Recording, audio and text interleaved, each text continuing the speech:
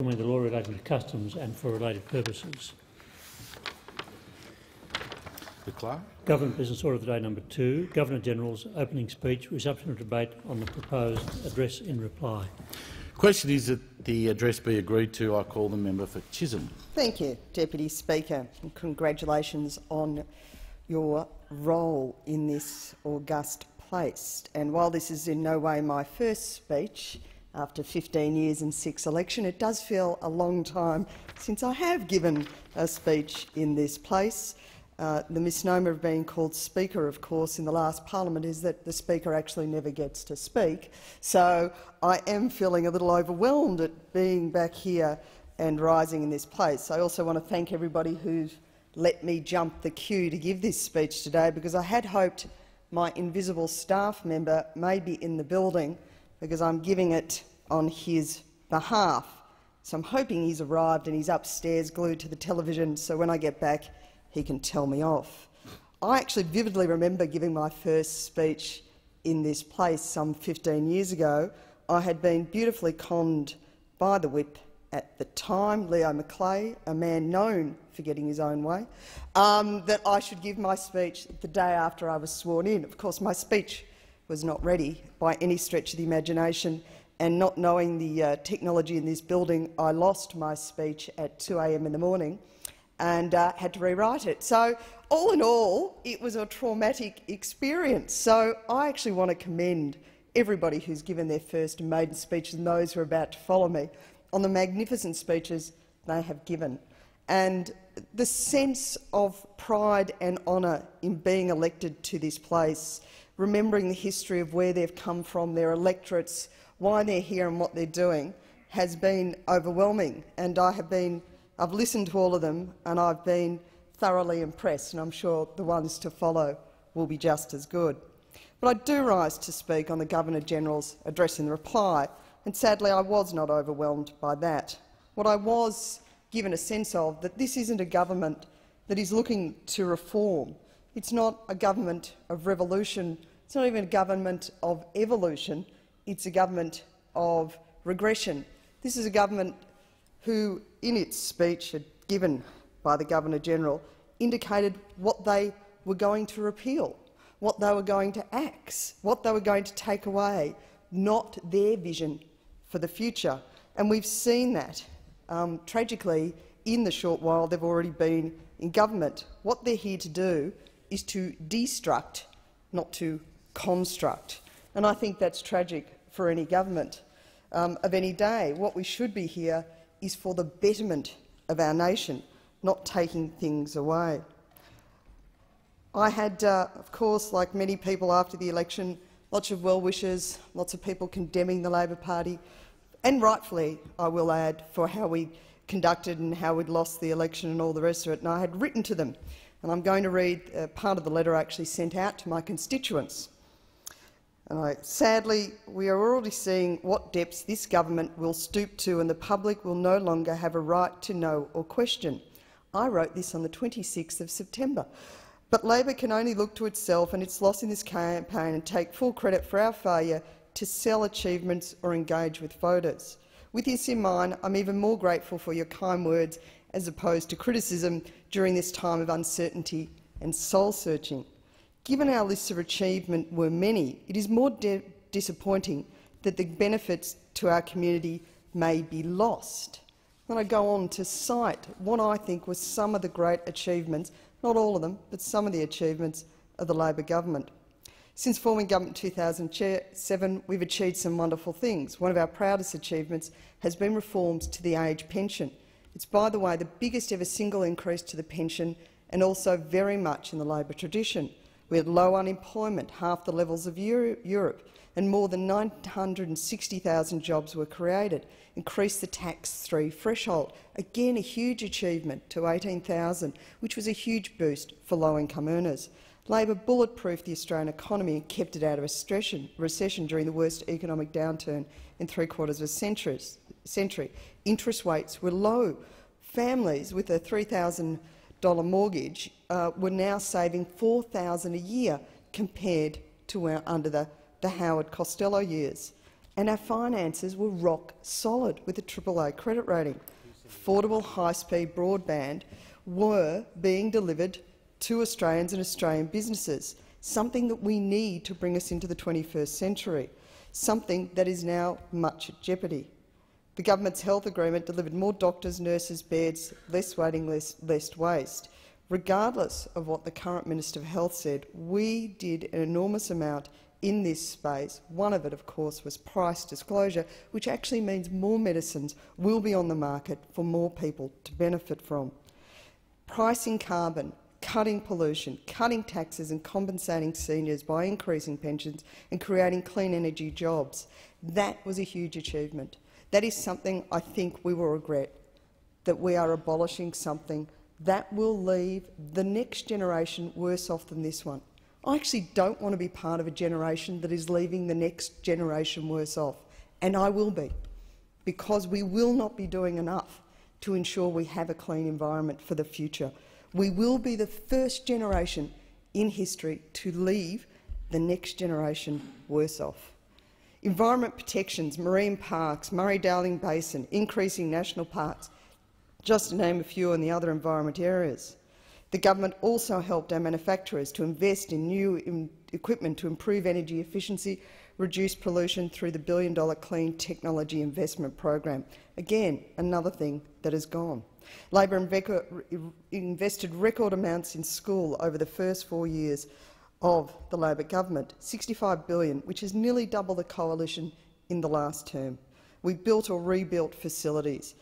Almost 24,000 projects in 9,500 schools, including 500 language and science centres, 2,900 covered outdoor learning areas, 3,100 libraries. This is something we should be proud of. This is an achievement, not a waste, not a school hall rort. You go to any of your primary schools particularly and tell me they're not happy with what they were given under the Building the Education Revolution. More than $36 billion in projects around the country, more than a decade of neglect and underspending, more money in higher education, particularly important to my electorate with 2 major universities, the first ever national disability insurance scheme to ensure people will have choice and control over the level of support. All of these significant achievements during our short time in government, something we need to be rightly proud of and not to be ashamed of. And sadly, most of these will no longer progress. In my own electorate, which I've had the absolute privilege, and I want to thank very much the people of Chisholm for returning me again, it was a hard-fought battle.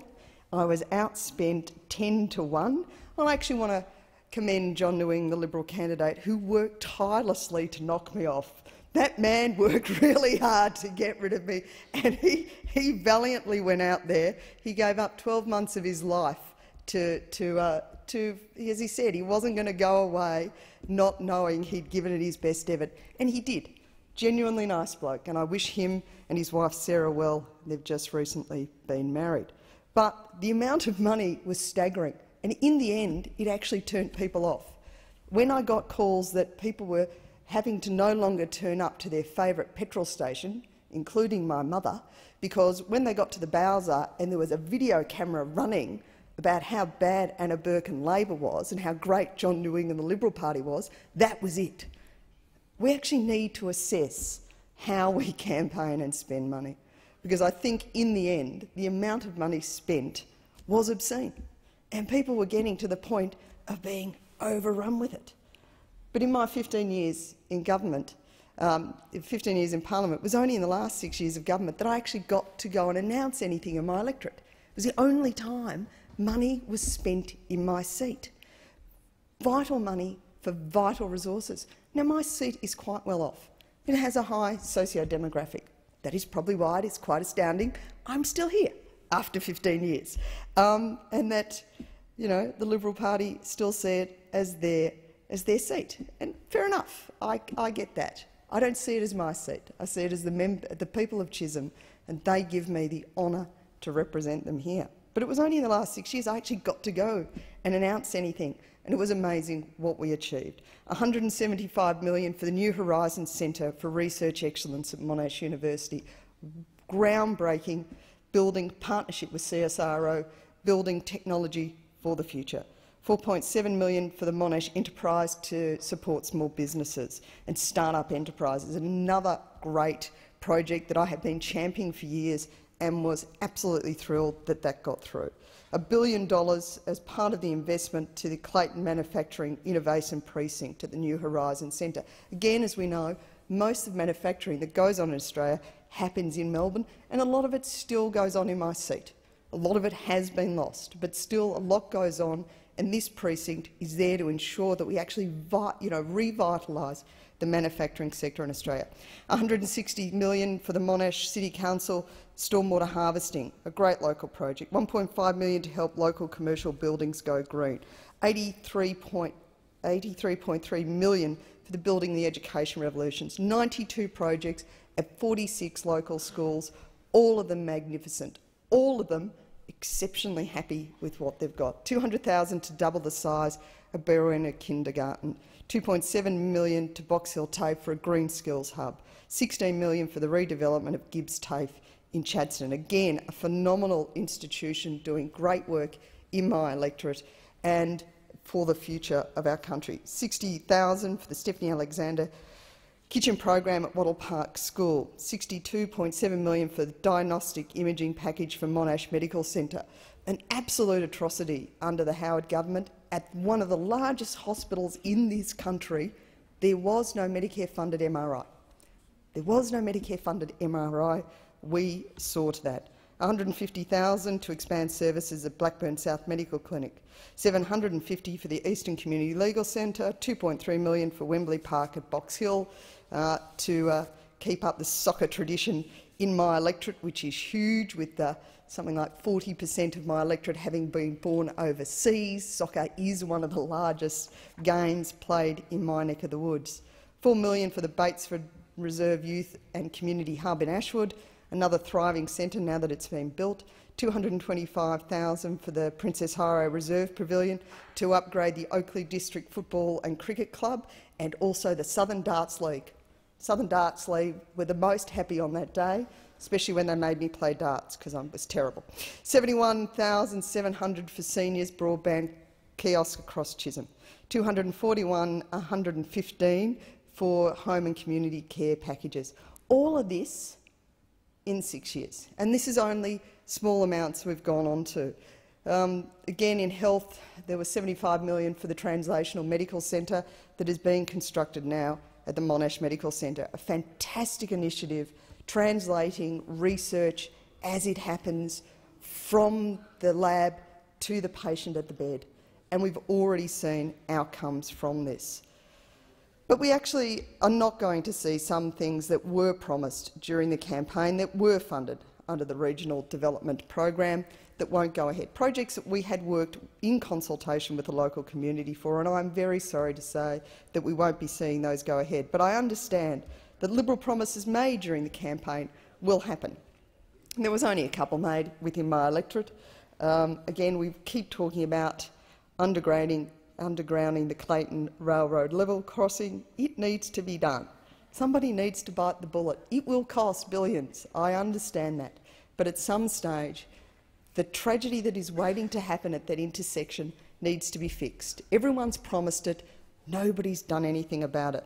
The Liberal Party promised it. I'd be fascinated to see if we could actually make this happen. But the one thing that was promised by the Liberal candidate was $150,000 for the Victorian Sikh Association to build a pavilion at Ashwood Reserve.